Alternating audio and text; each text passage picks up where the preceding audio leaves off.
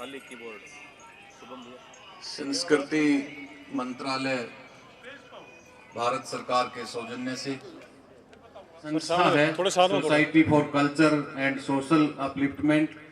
इसके जो सेक्रेटरी हैं मेरे बड़े भाई हैं पाजू गांव के, वो चली गई हैं। तो हमारे प्रिंसिपल महोदय आदरणीय डॉक्टर नरेश वर्मा जी,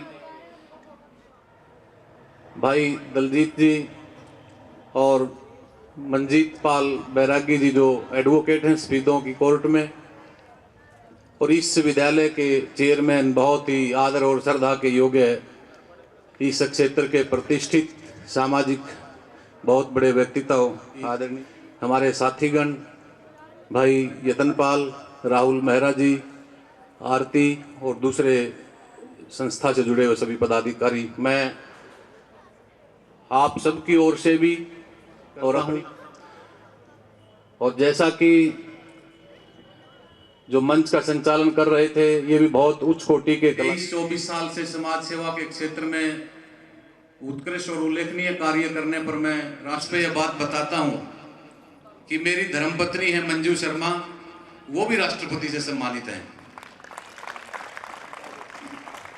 तो इसके साथ ही मैं पूरे हिंदुस्तान में एक इकलौता ऐसा कपल हूं जिन दोनों को राष्ट्रपति ने सामाजिक क्षेत्र का सर्वोच्च अवार्ड देकर पुरस्कृत किया गया है। तो ये मैं अपने जीवन की जहां से जब मुझे स्टार्ट किया ये सोशल वर्क 23-24 साल पहले गांव का युवा संगठन का प्रधान बन के और राष्ट्रपति अवार्ड लेने तक आए, और हिंदुस्तान में दूसरा कोई ऐसा जोड़ा नहीं है।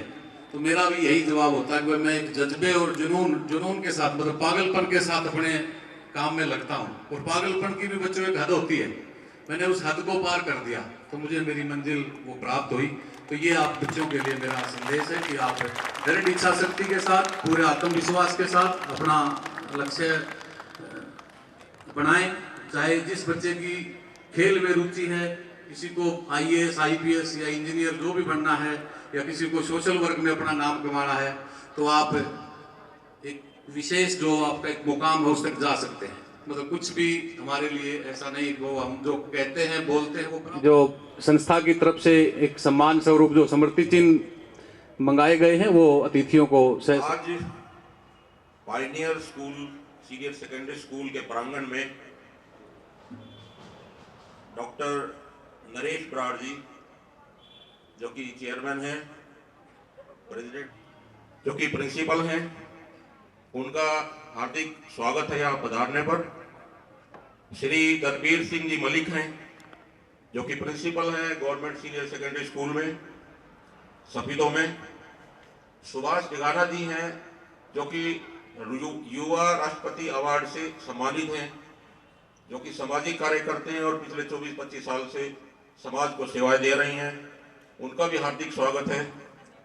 मंजीत पाल बैरागी जी हैं, एडवोकेट हैं जो हमारे यहाँ सिविल कोर्ट सफीदों में हैं, सभी का हार्दिक स्वागत है।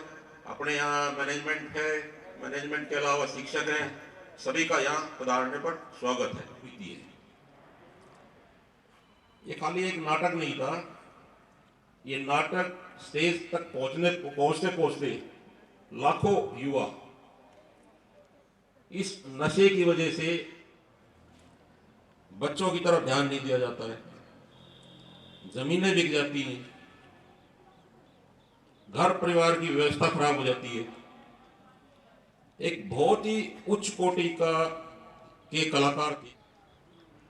एक बार इन सभी कलाकारों का मान सम्मान बढ़ाने के लिए जोरदार ताली बजाई।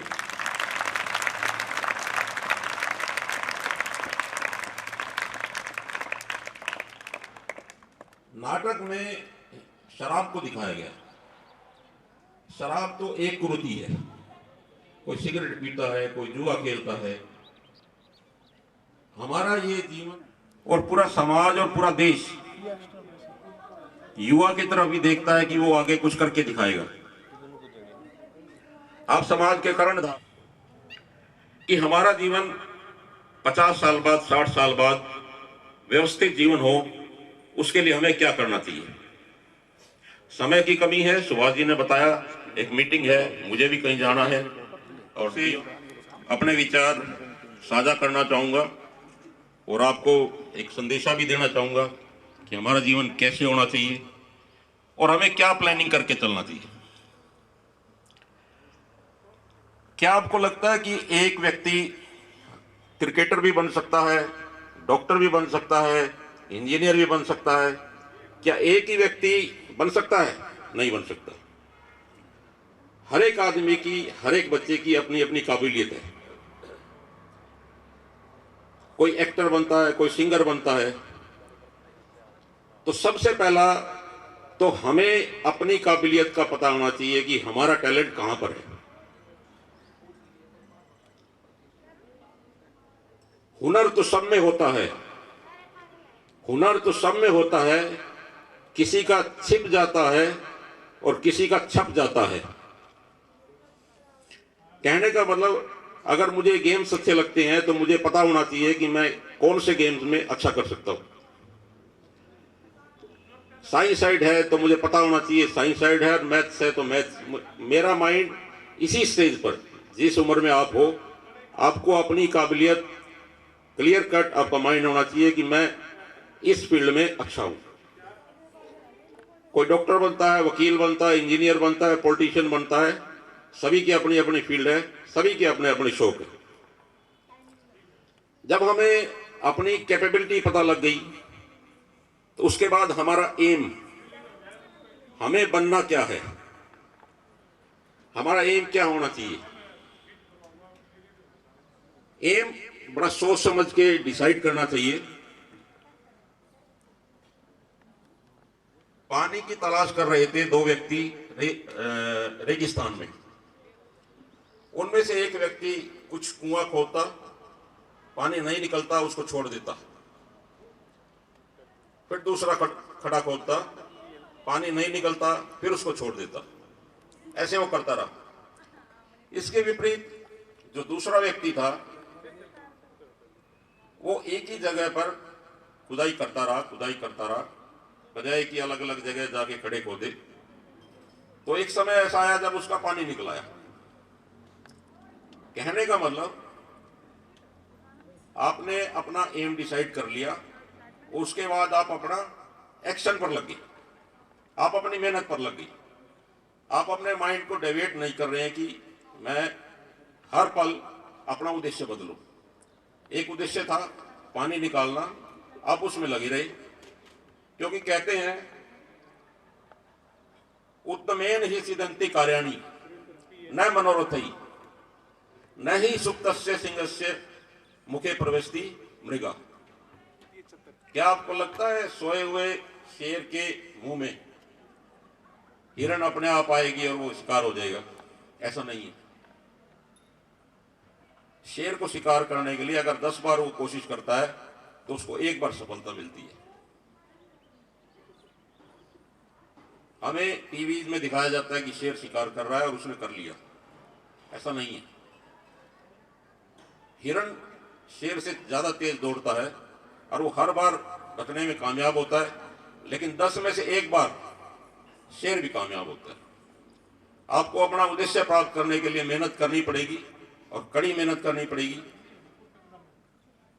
जो भी आपने उद्देश्य बनाया है उसके पीछे लगना पड़ेगा।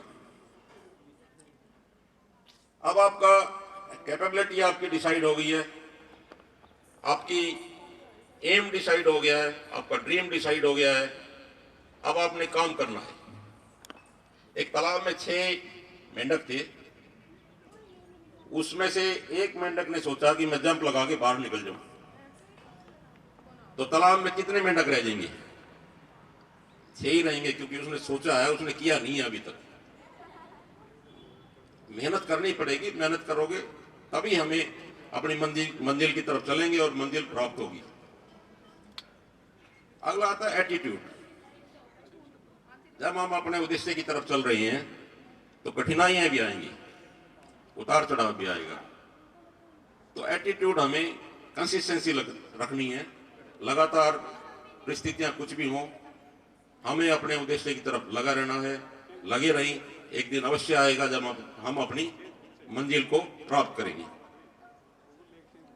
और अल्टीमेटली जब हम मेहनत करते रहेंगे तो हमें अपना उद्देश्य जरूर प्राप्त होगा। तो ये बातें थी जो मैं बताना चाहता था। जो आपकी अब उम्र है, जो हमें अपने दिमाग में रखनी चाहिए, उस हिसाब से प्लानिंग करनी चाहिए, ताकि आने वाले समय में हम अपना भी विकास कर सकें, अपने पेरेंट्स का नाम भी रोशन कर सकें, अपने विद्यालय का नाम रोशन कर सकें और समाज को हम अपनी सेवाएं दे सकें। नशे मुक्ति के बारे में ये अपना नाटक का मंचन था, बहुत बढ़िया संदेश था। ये धीरे धीरे शुरुआत होती है इसकी। कभी किसी दोस्त ने कहा, कंपेल किया तो ले लिया, धीरे धीरे फिर ये आदत बनती है और आदत के फिर बाद ये मजबूरी बनती है और मजबूरी के बाद फिर ये छूटती नहीं है, फिर आदमी ही छूट जाता है। तो आज इस अवसर पर आप अपने मन में सभी प्रण करो कि हम किसी भी प्रकार के नशे के नजदीक नहीं जाएंगे, स्वस्थ रहेंगे और स्वस्थ समाज की नींव रखेंगे। Thank you. मिला कि मैं एसडी स्कूल जींद में पढ़ता था, तो गुरुदेव मेरे टाइम में भी वहाँ अध्यापक थे। तो मुझे भी अच्छा दिन मिला कि मेरे गुरुजन भी आज के प्रोग्राम में शामिल हैं। हमारे सफेदों के पूर्व block education officer, girls senior secondary school Safidon के प्रिंसिपल भाई दलबीर मलिक जी, हमारे एडवोकेट मंजीत पाल बैरागी जी, आज के इस कार्यक्रम के डायरेक्टर हमारे पाजू गांव के पूर्व सरपंच भाई आनंद प्रकाश जी,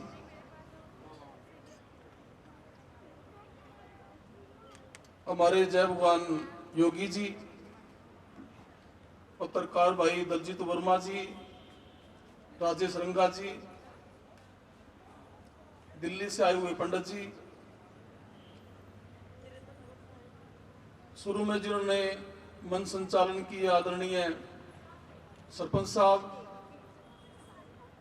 और इस कार्यक्रम के सभी कलाकार, जिसमें बाद में मैं पहचान पाया जो शराबी के रोल में थे, भाई राजेंद्र राणा जी, जो बेहद अच्छे कलाकार हैं। उनकी कला को आपने देखा और मुझे खुशी हुई कि उन्होंने एक बार स्कूल में पायनियर स्कूल के बच्चों को भी ऐसे ही तैयार किया था और लगभग 2-3 बार वो स्कूल में आए। आज के जो भाई साउंड वाले नवीन जी, प्रवीण जी, भाई आनंद प्रकाश जी की पूरी टीम, आज के दर्शक के रूप में आए हमारे विशिष्ट अतिथिगण, रिस्पेक्टेड स्टाफ मेंबर्स और प्यारे बच्चों, जहां आज के प्रोग्राम में प्रशंसा की काफी बातें हैं, लेकिन मैं सबसे पहले, बेशक आप मेरा इसमें स्वार्थ भी मान सकते हो, मैं पायनियर स्कूल के बच्चों की भरपूर प्रशंसा करता हूं जिन्होंने इतने लंबे समय तक पूरा अनुशासन से पूरे प्रोग्राम को देखा। मैं इस सुंदर प्रोग्राम में आपका पार्ट बिल्कुल भी इग्नोर नहीं कर सकता। 20 साल से स्कूल का संचालन हो रहा है, हमारे बीच में प्रिंसिपल्स भी बैठे हैं और बाकी सब जो लोग हैं वो भी डिफरेंट स्कूल्स में जाते हैं। मुझे नहीं पता कि उनको ये बच्चे कैसे लगे, लेकिन बच्चों आप जैसे अनुशासन से बैठे हो, मुझे आप बेहद अच्छे लगे। आप लोगों ने कमाल कर दिया, इतने टाइम तक आपने पूरा अनुशासन मेंटेन किया, और आपके टीचर्स जो आपके साथ कोऑर्डिनेट कर रहे इतने टाइम से, मैं सभी रिस्पेक्टेड टीचर्स को भी सैल्यूट करता हूँ। अवार्डी हैं, यूनिक कपल है। मैं भी सबके बीच में बताना चाहता हूँ कि मेरा जो सारा स्टाफ है वो सीधा परमात्मा से अवार्डी है। इतना सुंदर स्टाफ, इतना यूनिक स्टाफ, इतना बढ़िया स्टाफ, मैं दिल से ही, और मैं एक एक इंडिविजुअल को सैल्यूट करता हूँ, आप रिस्पेक्टेड टीचर्स, कि मैनेज करने में कई मंथ का टाइम लगेगा, लेकिन आपने चुनिंदा दिनों में ही इस सारी टीम को बहुत अच्छे से मैनेज किया। मैं आपको बार बार प्रणाम करता हूँ और बच्चों को भी शुभकामनाएं। आज आपने एक सुंदर प्रोग्राम देखा, कलाकार देखे, बच्चों के हरियाणा राणा जी जो बूढ़ा खेड़ा गांव से हैं, कुछ बच्चे जानते भी होंगे, उनका मेन लीडिंग जो रोल था शराबी के रूप में, उनका पत्नी के रूप में जो दूसरा रोल था, उनके बच्चों का रोल था। जितने कलाकार थे, सरपंच साहब जो खुद मंच संचालन करे थे, बीच बीच में कलाकार के रूप में भी जाते थे।